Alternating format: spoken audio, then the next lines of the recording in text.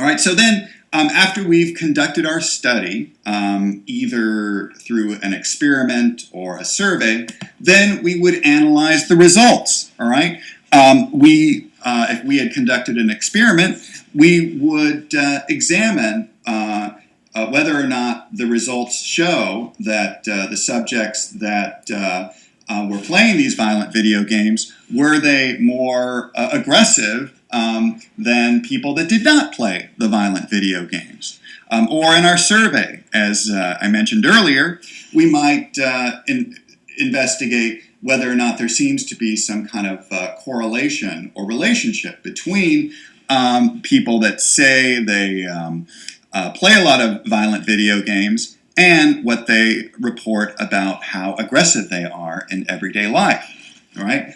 And we would go back to our working hypothesis and see whether or not the evidence tended to support our hypothesis. Did the results of our experiment or survey support the hypothesis that playing violent video games somehow contributes to or is related to aggressive behavior? And then finally, our last step is to interpret the implications, to consider what are some of the implications of these results, all right? So that if our results seem to suggest that violent video games are related to aggressive behavior, then that might lead us to think about certain steps that we could take to minimize this this result. That we might think about public policy steps that we could take as a society to reduce the amount of aggressive behavior that results from playing violent video games. We might call for greater enforcement of a ratings system that keeps violent video games out of the hands of young children. Or we might call for more education in school, for more media literacy, right? So again, we think about the social consequences of these results and what proactive steps we could take to address the problem that the results calls attention to, if there is indeed a problem.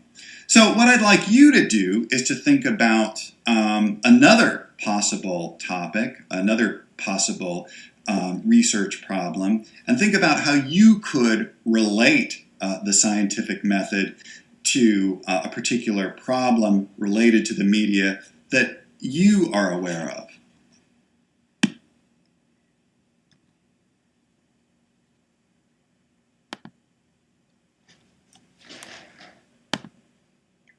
This scientific method is based on certain core concepts, one of which is objectivity.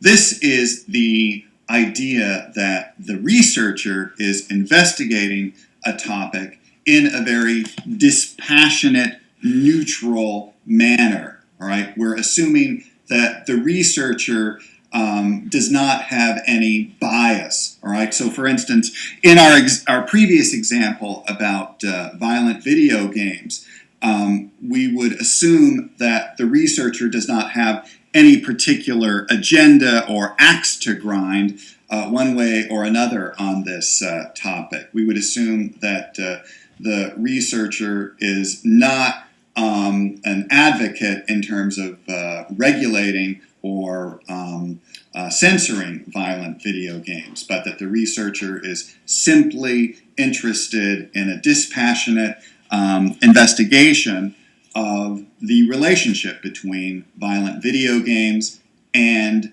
individual behavior. Right? So objectivity calls for the researcher to be neutral, unbiased, dispassionate.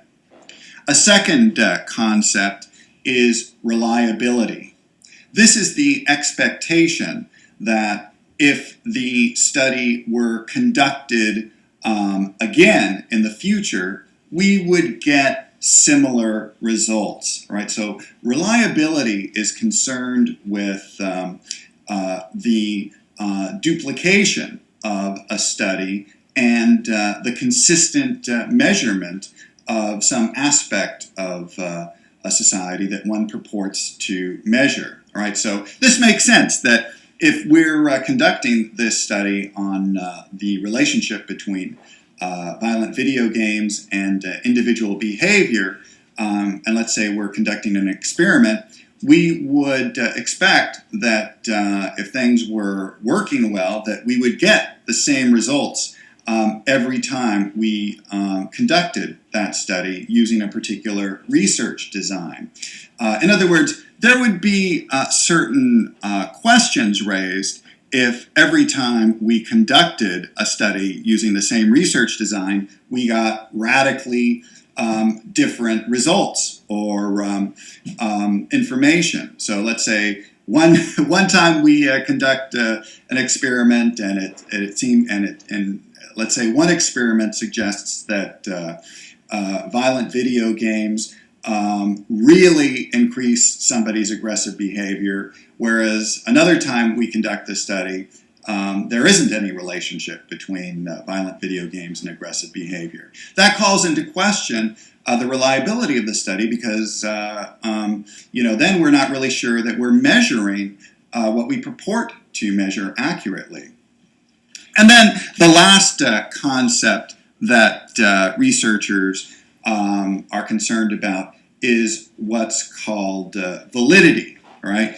And this is a question about whether or not we are measuring what we say that we're measuring, and whether or not we can generalize the results of our study to a broader population or society at large. Right? So, for instance, in our study of video games and violent video games and the connection to aggressive behavior, let's say we conducted our study in some controlled laboratory setting, some experiment, right?